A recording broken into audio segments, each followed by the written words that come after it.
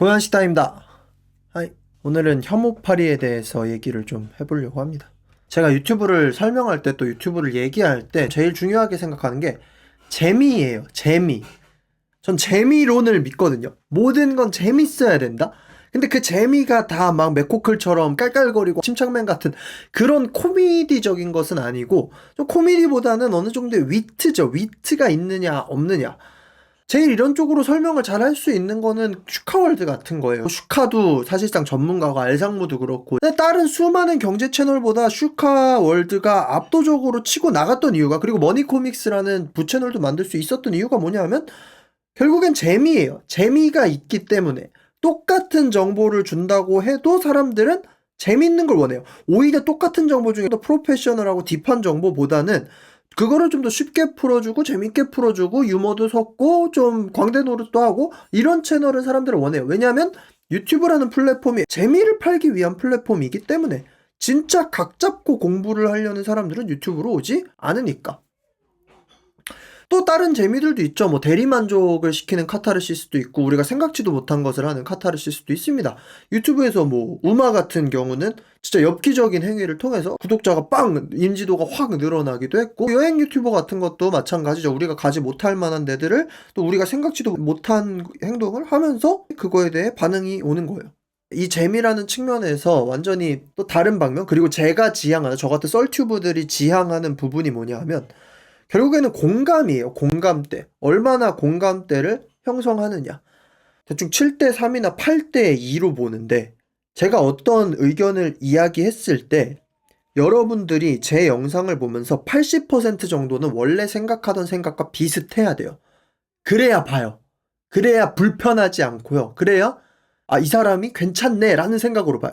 근데 나머지 20%는 뭐냐면 평소에 하던 생각인데 정리되지 않은 부분을 정리해 준다거나 아니면 거기서 조금은 다른 시선으로 이렇게도 볼 수 있지 않을까요 정도, 이런 약간의 다른 점 20%, 완전한 공감대 80%. 이게 되게 중요한 거예요. 마이크 하나 들고 입 터는 채널 만들려고 하시는 분들 중에 좀 실수하시는 게 뭐냐면 완전히 새로운 이야기, 완전히 다른 이야기, 완전히 특별한 이야기를 하면 사람들이 봐주겠지? 아니에요.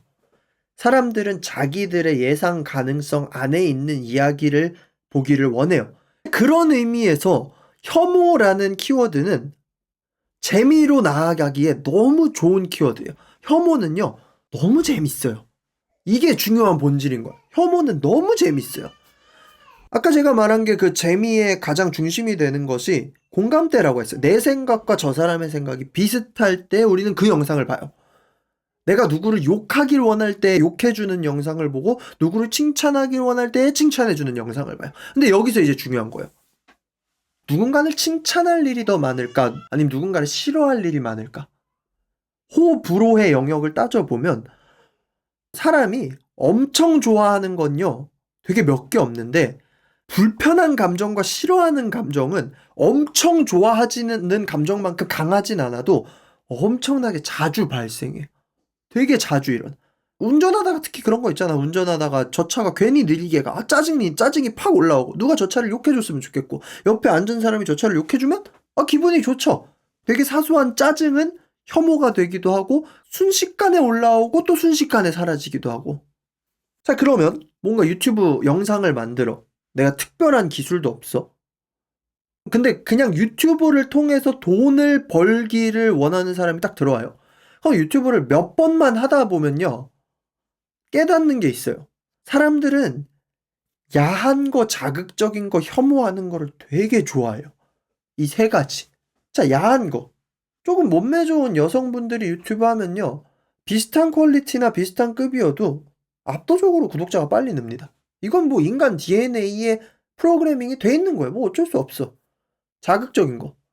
평소에 내가 하지 못하는 거, 상상만 하는 거. 요새는 유명하면 똥을 싸도 박수 쳐준다는 시대가 아니라 길거리에서 똥을 싸면 박수를 쳐주는 시대야. 야, 이 미친놈 진짜 똥을 싸네 하면서. 근데 몸매가 좋지도 않고 예쁘지도 않아. 남자야, 그냥 40대 아저씨야. 그럼 이건 나가리고. 그렇다고 길거리에 나가서 똥을 쌀 용기는 없어. 그리고 실제로 이거는 내 사회적 죽음이 초래될 수 있기 때문에 이걸 하고 싶지도 않고. 그러면 세 번째로 그냥 쉽게 갈 수 있는 게 혐오 쇼츠 만드는 거예요.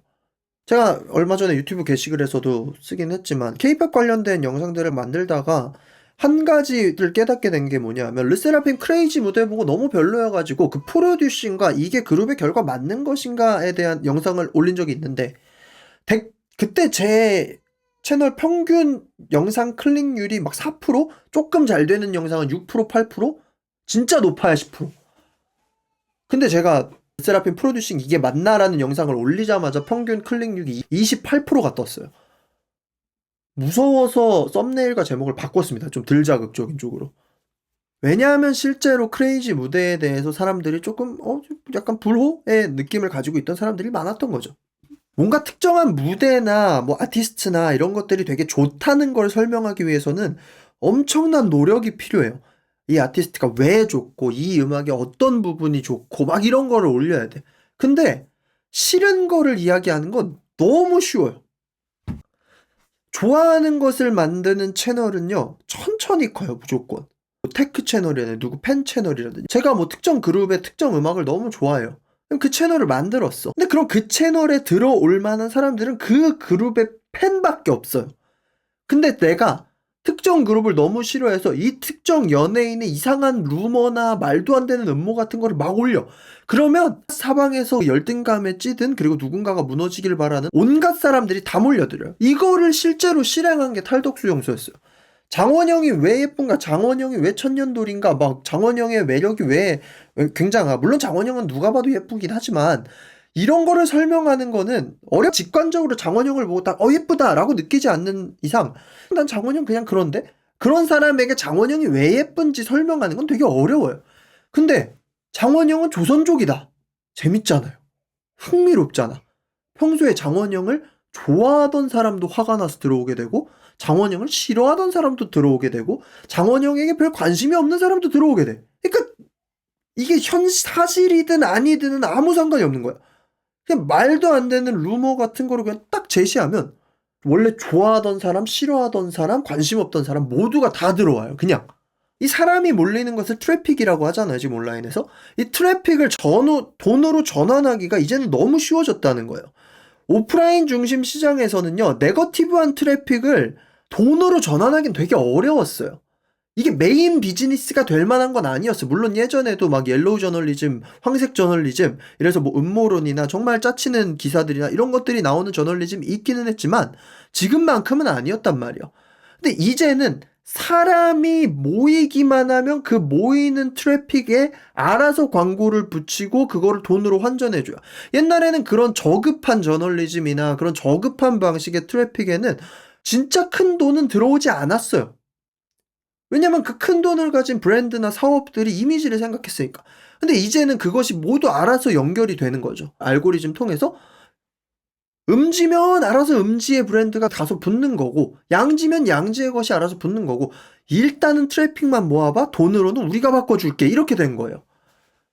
부정적 트래픽을 돈으로 전환하는 방법이 너무 쉬운 거야. 온라인은 이제 그 트래픽을 구분하는 데 있어서 부정적 트래픽이랑 긍정적 트래픽을 구분하지 않아요. 모든 트래픽에 광고를 붙일 수 있게 된 거예요. 그리고 이게 한국으로 들어왔을 때 또 한 번의 임팩트가 올라오는 거죠. 한국 사회는 정답이 정해져 있어요. 정해져 있었어요. 물론 이제는 조금은 개인을 인정하는 분위기로 선진국형 분위기로 바뀌고 있기는 하지만 그럼에도 불구하고 개발도상국에서 선진국까지 정해진 루트를 모두 밟고 올라왔기 때문에 정답에 정해진 그 트랙 위를 달리는 분위기는 여전히 형성되어 있어. 근데 여기서 이제 마찰이 생성되는 거야. 틀에 박힌 윤리, 틀에 박힌 삶. 물론 잘잘못은 따질 수 있지만 개성이라는 것은 누군가를 불편하게 만들 수도 있는 거거든요. 개인의 개성, 또 소수자의 개성, 또 정답과는 조금 다른 삶.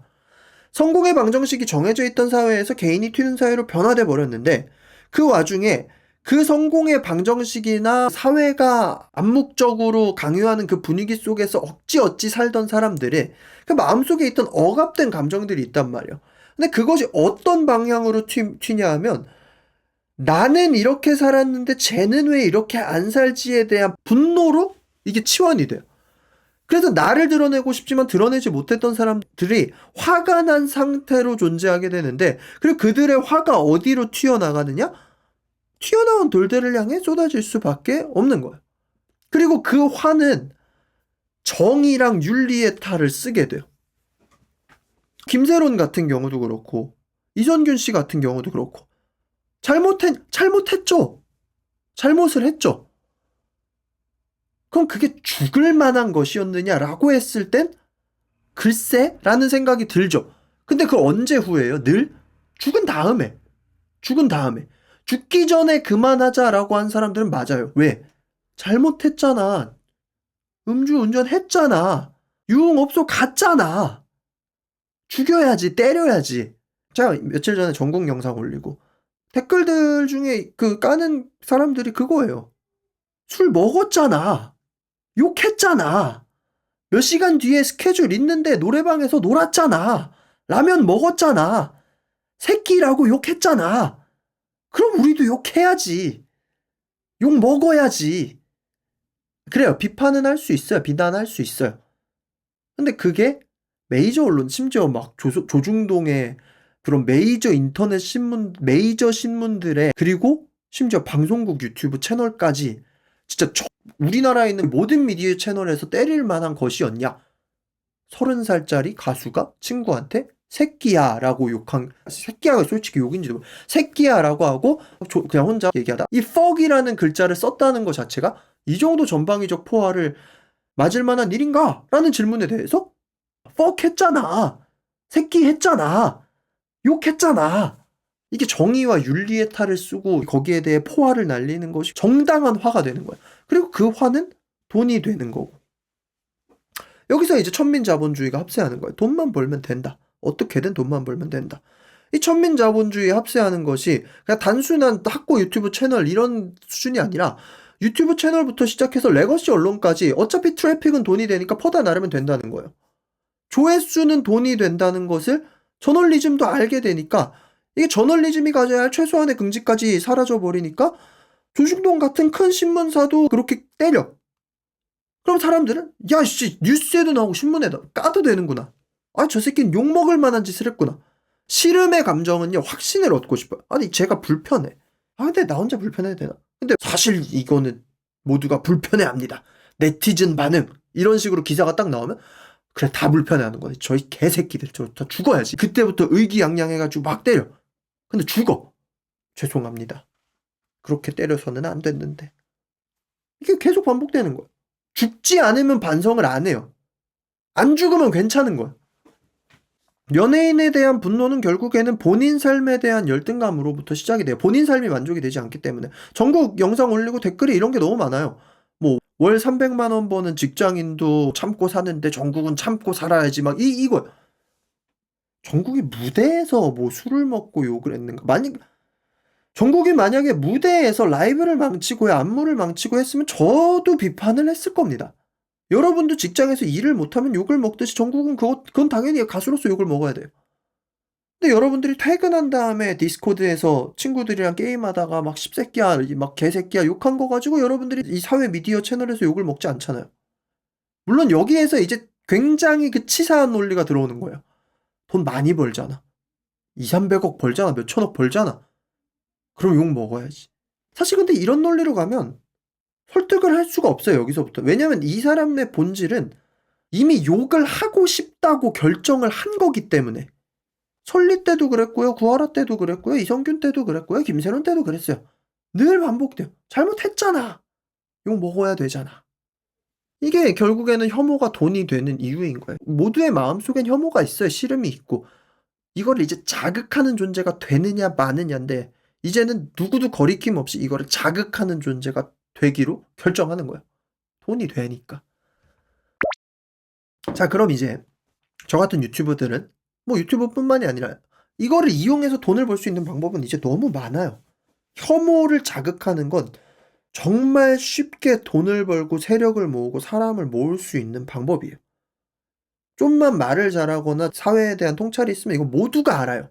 그리고 할 수 있어요. 여러분도 할 수 있어요. 이거 너무 쉬워요. 사실 어려운 게 아니에요. 근데 그럼에도 불구하고 혐오를 팔지 않기로 결정을 했다면 그건 굉장히 어려운 길을 선택을 한 거죠. K-POP 컨텐츠 비판하는 거 이제 찍지 않겠다. 영화 같은 건 괜찮아요. 영화 같은 거는 그 산업적 결과물이 나온 거니까 그 결과물은 비평을 할 수 있어. 근데 케이팝은 인간이 너무 전면에 나서버려가지고 제가 르세라핌의 프로듀싱을 비판하는 영상을 올려도 댓글은 르세라핌의 프로듀싱과 그룹의 방향성에 대한 비판과 아쉬움이 아니라 김채원에 대한 욕, 허윤진에 대한 욕, 사쿠라에 대한 욕, 인간에 대한 쌍욕이 올라와. 그래서 안 만드는 거예요. 근데 그럼에도 제가 깨달은 게 뭐냐면 세상을 움직이는 건 그 혐오의 에너지가 아니라 긍정적인 에너지가 뭔가 움직임을 늘 만들어내는 거예요. 안티팬들이 뭐 정국을 욕하던 르세라핌을 욕하건 뭐 어떤 아이돌 그룹을 욕하건 사실 상관이 없어요. 너무 괴롭게 하는 거지 상관이 없어요.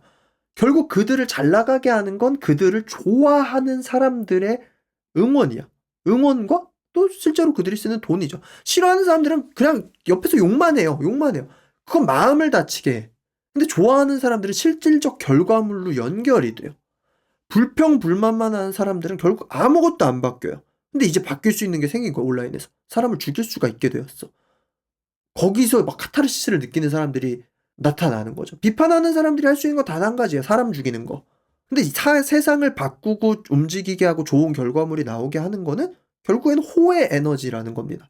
불호와 혐오의 에너지는 너무 뜨겁고 산발적이고 여기저기서 다 터져서 그런 에너지가 세상을 덮고 있는 것 같은데 세상은 결국은 인간이 좋아하는 방향으로 변화되고 있어요. BTS에 대한 막 비판과 정국에 대한 비판 이런 것들이 있어도 상관없어요. 진짜 팬들은 그냥 돈 쓰고 응원해요.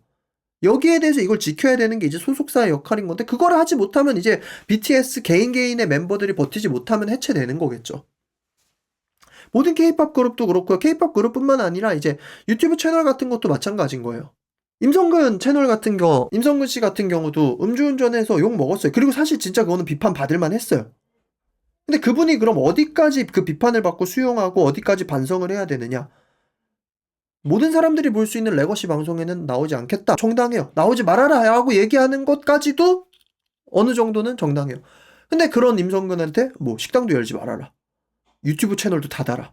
아무것도 하지 말아라. 우리 얼굴 앞에 나타나지 말아라. 라고 얘기하는 게 정당한 요청인가에 대해서는 생각을 해볼 필요가 있다는 거죠. 임성근 씨가 지금 다시 유튜브를 하고 채널을 열어서 조회수도 잘 나오고 아마 식당도 열면 식당도 잘 될 거예요.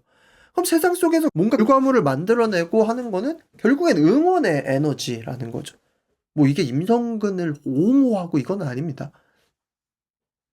그래서 제가 유튜브를 하면서도 깨달은 게 저한테도 그런 댓글들이 달리거든요. 가끔 뭐 잘 알지도 못하는 놈이 뇌피셜로 떠드네. 다 아는 얘기 당연한 소리를 떠드네. 이런 댓글들이 달려요. 그리고 제일 웃기는 댓글은 예전부터 봤었는데 이번 영상은 정말 별로네요. 구독 취소하겠습니다. 좋은 댓글이 90개 있고 그런 댓글이 한두 개 달리면요. 그거에 다쳐요. 저도. 좀 짜증나요. 차단해요. 그런 댓글들은. 근데 여기서 이제 마음을 다잡는 법을 알게 된 게 뭐냐 하면 응원은 숫자로 오고요. 비난은 글자로 와요. 응원은 숫자로 와요. 구독자는 꾸준히 늘고 있고요. 평균 조회수도 꾸준히 올라가고 있고요. 좋아요도 잘 박혀요. 제 구독자 실 것 같아요. 제가 어떤 특정 영상을 딱 올리면요. 30분 안에 무조건 싫어요 한 개가 박히거든요. 어떤 영상을 올리더라도. 제가 이게 뭐 한두 번이면 모르겠는데 진짜 몇십 개 영상을 올릴 동안 이게 반복되니까 이건 동일인일 가능성이 높겠구나라는 생각이 드는 거예요. 근데 상관없어요. 왜? 제 영상 평균 좋아요가 96%예요. 조실비가. 그러니까 그 사람이 싫어요 한두 개를 눌러도 상관이 없는 거예요. 거기에 내가 무너질 필요가 없는 거예요. 혐오하는 자들은 금방 사라지고요. 되게 세 보이지만 실질적으로는 아무것도 하지 못해요.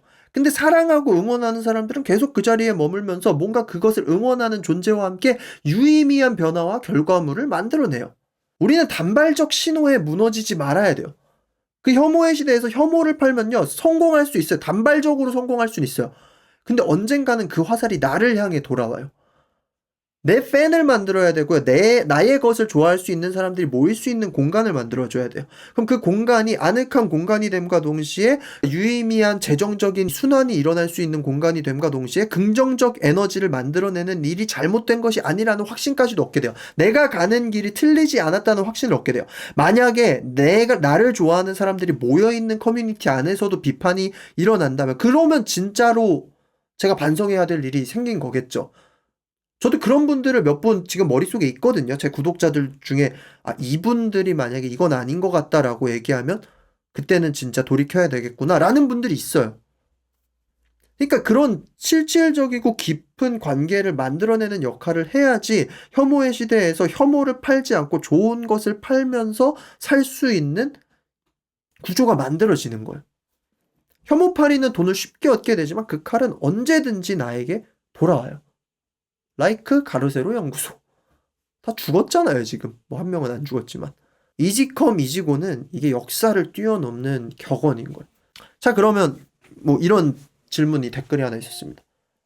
혐오하는 사람을 혐오하는 것은 혐오가 아닌가? 제가 그런 영상을 하나 찍었었거든요. 예전에 김세론 씨 죽은 다음에 제발 연예인들 타겟팅하는 것 좀 그만하자 하면서 그 연예 기자 그 이진호 씨 같은 그런 분들을 저도 저격을 했어요. 거기에 달린 댓글이 타겟팅하지 말라면서 너도 이진호를 타겟팅하고 있지 않느냐라는 댓글이 달렸어요. 뭐 어떤 의미에서 맞을 수도 있어요. 혐오하는 사람을 혐오하는 건 혐오니까 혐오하지 말자. 그러니까 혐오하는 사람을 혐오하지도 말고 혐오도 혐오하지 말고 어쩌고 막 이렇게 꼬리를 물고 가는 거예요. 근데 지금 생각했을 때 저는 이거는 말장난이라고 생각하는 게, 가장 큰 착각이 뭐냐 하면 완전히 완벽한 100%의 정의를 구현할 수 있다는 착각. 이상적이죠. 혐오하는 사람을 혐오하지 말자. 혐오도 그럼 없어질 것이고. 근데 그 혐오는 단어고 그 혐오의 밑에 깔려있는 가장 근본적인 단어는 분노거든요. 화라는 건 형태가 너무 많잖아요. 우리나라를 지키기 위해서 싸우신 독립투사들의 화도 화고, 독립투사들 때문에 짜증난 앞잡이들의 화도 화고, 내 애를 때리는 사람을 향해 분노하는 부모의 화도 화고, 모든 감정은 중립적이에요. 그 감정 자체가 잘못된 건 없어요. 그 감정을 어디로 향하게 하느냐에 대한 문제이지.